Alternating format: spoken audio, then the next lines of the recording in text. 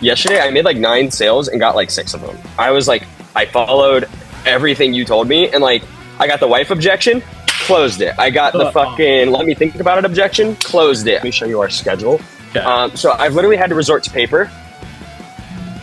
I've never had that many bookings. That's almost 5 or 6 tenths a day. We're also booking out into next month. We have a whole contracting company. That's the entire month for an excavating company. Actually, 2 of them. So we're doing almost 9 wraps for them, 6 excavators, 2 skid steers. I thought I was going to be the know-it-all coming into this and telling you guys how to do your job, and instead it's the other way around. You guys are telling me how to do my job. Dude, it's hectic. I mean, we've got 20 grand behind me. We've got probably almost another at least 5 to 10 grand in tint this month. I mean, I went through 7 boxes of tint in the last 3 weeks. All right, Mason. First things first. It's been about a month that we've worked together, and in this time, I've very much enjoyed working with you because you're a very hungry person compared to a lot of the people that have wanted to work with us. And you implement so quick, which I think is one of the main reasons why you succeeded so fast. Like you genuinely, you're a killer. That's number one. And Thank you. I guess my first question to you, can you give us a little bit of an intro on who you are, what your shop does, and like where you guys are located? So my name is Mason McCoy. I've been in this industry of tinting, PPF, wrapping, everything, you name it, since I was about 14 years old. At about 20 years old, I took a leap of faith and started my own business. I'm in Ohio. I'm in a little bit of a small town and not much of a demand for that. And so, with my interests being there, it was really difficult to kind of keep the shop busy and, just kind of grow. So I did my best with what I could in the media. And tell me more about that. Like, what was business like before we got more into like the actual running ads side of things? Like, what was it like? It's terrible. I mean, a lot of the people who have the big money, dealing with them sucked. Finding them sucked even worse. And going out of your way to do another extra $1,000 of little tidbits of work just to be like, oh, I earned their business. Yeah. It wasn't worth it. I was killing myself, drowning myself in unpaid labor, and talking to people who didn't care to talk to me. And how are you guys actually? And how are you guys actually going about getting new customers before? I have a very big following on Snapchat. That was a big one. Yeah. I've also had some builds myself that were, somewhat followed and liked. But so good old organic social media, word of mouth, that type of thing. Mm-hmm. Okay, and I guess what frustrated you the most about that caused you to feel like, hey, maybe we should look into a different route for getting the word out there? Well, time is money, right? Time is money, and if I'm going to be spending all my time on leads that don't even want to talk to me, let alone people who don't even want to spend the money that they very clearly have, why am I worried about it? I'm not making profit. A business needs profit to stay a business, and if I'm going to get 20 Ford Fusions to make the same amount of money as 1 McLaren in a week, it's going to take me less work to get those 20 Ford Fusions off my net. 100%. Okay.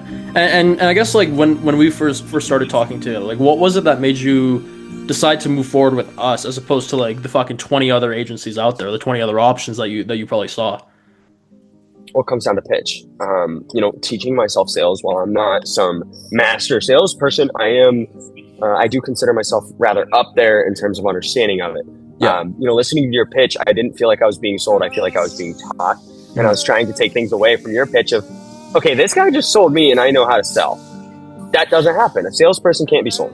And so I was more so sold on what you know and what you learned and how you're able to speak, more so than anything else. And I was like, well, maybe he can teach me that. Mm-hmm. And I know, like in the very beginning of the month, I still remember that text that you sent me right after, like right before you actually signed on with us. So you were a little bit skeptical, and I guess like, what was it that you were skeptical? What was it that you were skeptical about? Tell me more about that. Well, first of all, it's your age, right? Yes. I was your age once, and I was as hungry as you once. And obviously, I've seen it a lot. I've seen a lot of kids younger than me go after it and fall on their face harder than ever. Yeah. I was one of those people, and so. To be able to say, hey, you're biting off a lot. I hope you can chew it all. Yeah. And your response was very confidence-backed. It wasn't, oh, no, like, we'll make it happen. It was, you'll see. Just don't worry. You already purchased. You'll see, and you'll stay with us. Mm-hmm. It wasn't a matter of fear-based response. It was a matter of a confidence-based response. And I was like, okay. Exactly. You know what? I'm gonna test that. And I did. Every single day. Right. And you guys, there's not a single time I've talked to you or Kassam that I haven't learned something or implemented something or done something more efficiently or better. I mean, even my team is learning from you guys, and I am too. I appreciate that. That genuinely makes my day to hear that. So seriously, thank you for that. And in terms of like quantifying the entire thing, like the past month since we've launched, I guess like what sort of difference have you seen in terms of actual revenue flow, in terms of lead flow, in terms of cash flow? I'm having a really hard time keeping up with, how much tint we have to order. Put it that way. I was going through maybe a box a month in the past. We've gone through 7 boxes in the last week. My 7? orders have now, 7 full 100-foot boxes of ceramic, actually. Yeah. And that's, I mean, we're selling windshields to every ceramic client. We're selling to the people that literally just want heat rejection, whereas I thought that was a gimmick in the past that I was selling. Yeah. I never sold it as, oh, you're going to block out heat. I sold it as, oh, it's a little bit clearer to see through. Mm-hmm. Now I'm actually selling it for what it's supposed to be used for. And it's not even really a challenge. It's that they already want it. They just didn't know it was a thing. Exactly. You got them problem and solution aware, right?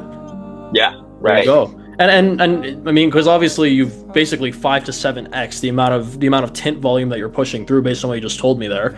Other than that, like, besides the actual cash flow that you have coming through, like, what's the difference look like in the day-to-day of the shop? Like, what's actually been different in terms of the dynamic in there?